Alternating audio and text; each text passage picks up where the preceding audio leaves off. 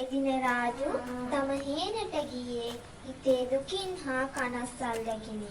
මන්ද මහ කන්නේ අවසන් වුවත් ඔහුට ඔහුගේ කුඹුරෙන් කිසිදු වස්වැන්නක් ගැනීමට නොහැකි වී තිබුණි.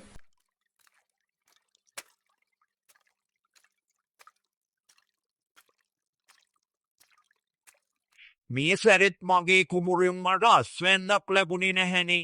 මම දැන් මොනවද කරන්නේ? රාජපාණ්ඩාගාරයට මුදල් ගෙවන්න නොයි කිව්වොත් මම විශාල පරදරයක වැටෙනවා. ඉතින් රාජු තම කුඹුර අත්හරින්න සිතුවත් ඔහුට නැවත සිතුණා තව එක සැරයක් උත්සාහ කරලා බලන්න. ඉතින් ඔහු නැවත ඔහුගේ කුඹුර කොටන්න පටන් ගත්තා. ඔහු කුඹුර කොටමින් ඉන්නකොට ඔහුගේ උදැල්ල මොකක්ද දැඩි වස්තුවක වැදුණා. මොකද්ද මේ මඩේ හැංගිලා තියෙන්නේ? ඉතින් රාජු ඒක දිගටම හාරලා බැලුවා මොකද්ද මේ තියෙන්නේ කියලා. එතකොට ඔහුට අහුනේ පුරාණ යකඩ පෙට්ටියක්. රාජු ඒ යකඩ පෙට්ටිය විවෘත කරලා බැලුවා. එතකොට ඒකේ තිබුණේ මැටි වලින් තනපු පුරාණ මැටි බඳුනක්. මේ පරණ මැටි බඳුනේ මොනව කරන්නද?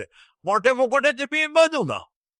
තම මහන්සියට කිසිදු ප්‍රතිඵලයක් නොලැබීම නිසා කනගාටුවට හා කේන්තියට පත් වූ රාජු කේන්තියෙන් තම උදැල්ල විසිකර දමා විවේක ගැනීමට සිතා කුඹුර අයිනේ ඇති අඹගස යටට ගියේය.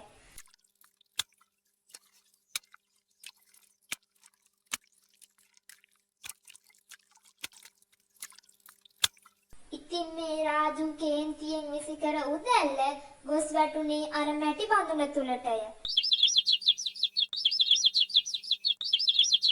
රාජු විවේකගෙන ටික වේලාවකට පසු නිවසට යාමට පිටත් වීම සඳහා තම උදැල්ල ගැනීමට ගියාය. එවිට අර මැටි බඳුන තුල උදළු 100ක් ඇති බව ඔහු දුටුව. මොකද්ද අනේ මේ වෙලා තියෙන්නේ? කොහොමද එහෙම වෙන්නේ? මෙතන තියෙන උදැලු ගොඩ. රාජු උදළු පිරුණු මැටි බඳුන හිස් කර මෙවර ඔහු බඳුනට තොප්පියක් දැමීය. එසැනින් තවත් තොප්පි 100ක් බඳුනින් මතුවිය. රාජු විස්මයට පත් වූ අතර සතුටින් උද්දාමයට පත් විය. ඔහු එම මැටි බඳුන තම නිවසට ගෙන ආවේය.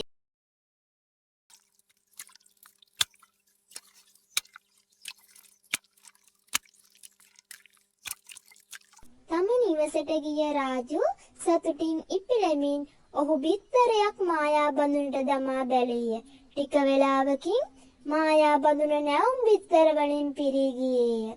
ඉන්පසු ඔහු ඇපල් සහ පාන් ගෙඩියක් පිළිවෙලින් බඳුනට දැමීය. ඉන්පසු මායා බඳුන රාජුට 100 ගණනක් ඇපල් සහ පාන් ලබා දුන්නේය. අනේ මට නම් විශ්වාස කරන්නත් අමාරුයි. දැන් මට මගේ මේ වියලි කුඹුර ගැන කරදර වෙන්න ඕන නෑ. මේ මායා බඳුනෙන් බාන්න අරගෙන මට පුළුවන් ගමේ පොළට ගිහිල්ලා විකුණලා පොහොසත් වෙන්න. රාජු දිනපතා මේ බඳුනෙන් විවිධ පළතුරු එළවලු වර්ග වැඩි කරගෙන ගමේ පොළට රැගෙන ගොස් එය විකිණිය. නමුත් ගමේ අනෙකුත් වෙළඳුන් ඔහුගේ මේ අසාමාන්‍ය සාර්ථකත්වයට ඊර්ෂ්‍යා කළ අතර ගමේ එක් වෙළෙන්දෙක් රජුගේ රාජකාරී බටයෙකුට රාජු ගැන පැමිණිලි කළේය. ඊට පසු දින මෙම බටයා රාජුගේ පිටුපසින් සැඟව ගොස් නිවසේ සැඟවුණි. රාජු එදින උදෑසන මායා බඳුනගෙන කුඩා කුකුළු පැටියෙකු මායා බඳුනට දැමුවේ පොළේ විකිණීමට රැගෙන යාමටයි. ටික වේලාවකින් 100 ගණනක් කුකුළු පැටව මායා බඳුනෙන් එළියට පැමිණියහ.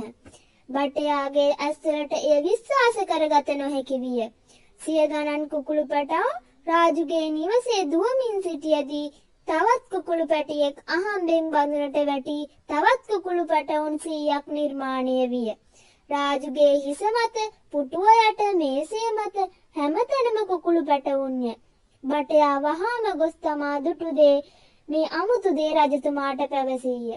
රජතුමා වහාම රාජු සහ ඔහුගේ මායා බඳුන රජමාලිගාවට රැගෙන එන ලෙස රාජපුරුෂයන්ට ආන කළේය. රාජු රජතුමා ඉදිරියට ගියේය. රජතුමා ඒ බඳුන හොඳින් පරීක්ෂා කළ බැලුවේය. මට මේ බඳුම තව ටිකක් සමීපව බලන්න ඕන. අනේ රජතුමනි කරුණාකර පරිස්සම් වෙන්න. රජතුමා මායා බඳුන වෙතට ළඟා වී ඒ තුලට නැමී බලන්නට විය. නමුත් හදිසියේම රජුගේ පාසලුව ලිස්සා ගියේය. ඔහුට තම සමතුලිතතාවය පවත්වා ගත නොහැකි වූ අතුර ඔහු බඳුන තුලට වැටුණේය. විනාඩි කිහිපයකින් රජමාලිගාව තුල තවත් සිය ගණනක් රජවරුන් නිර්මාණය විය. සියලු දෙනාට සිතාගත නොහැකි විය තමාගේ සැබෑ රජු කවුද කියා. මම තමයි මේ මාලිගාවේ සැබෑ රජතුමා. නැහැ මම තමයි සැබෑ රජතුමා. කටවහගෙන ඉන්න මම තමයි මේ මාලිගාවේ රජු. බටයන්ට තමා කවුරුන්ට කීකරු විය යුතුදැයි සිතා ගැනීමට නොහැකි විය. සියලු රජවරු එකිනෙකා සමග සිංහාසනය සඳහා සටන් කරමින් ඉතින් මේ මායා බඳුන කොතරම් භයානකද යන්න රාජුට වැටහුණු අතර ඔහු මායා බඳුනගෙන රහසේම මාලිගාවෙන් පිටව ගියේය. ඔහු කෙලින්ම උස් කඳු බෑවුමක් මුදුනට ගොස් මායා බඳුන කඳු බෑවුමෙන් පහළට විසි කළේය. බඳුන ගලක වැදී කැබලි වලට විසිරී ගොස් අතුරුදහන්. එදින සිට රාජු මහන්සි වී තමන්ගේ කුඹුරු වැඩ කරන්නට විය. මෙවර ඔහුට ඔහුගේ කුඹුරෙන් හොඳ අස්වැන්නක් ලැබිනි. රාජුට තේරුම් ගියේ දියුණු විය යුත්තේ මායාවෙන් නොව තමන්ගේ වෙහෙස මහන්සියෙන් හා උත්සාහයෙන් බවයි.